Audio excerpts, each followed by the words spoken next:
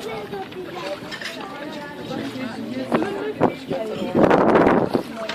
bak orada var. Hadi gel gel.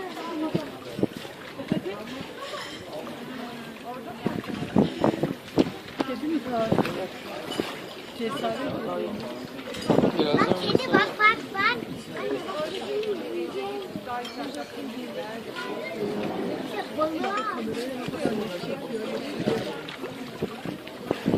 Aldık yakaladık.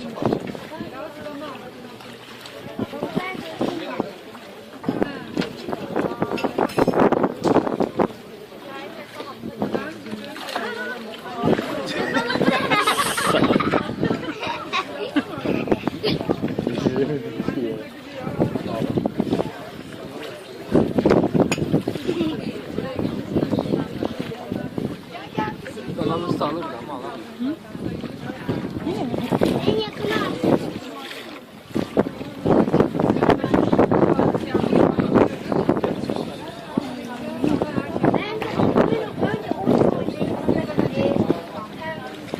Bak benim attığım böyle yiyorlar. Böyle yiyorlar.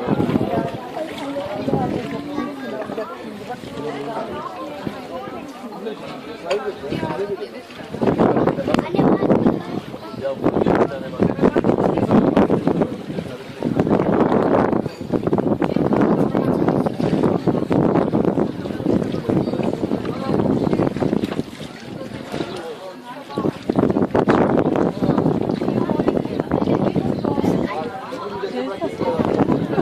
Aa, yakaladım.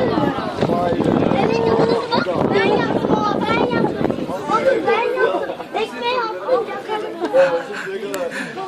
yakaladım.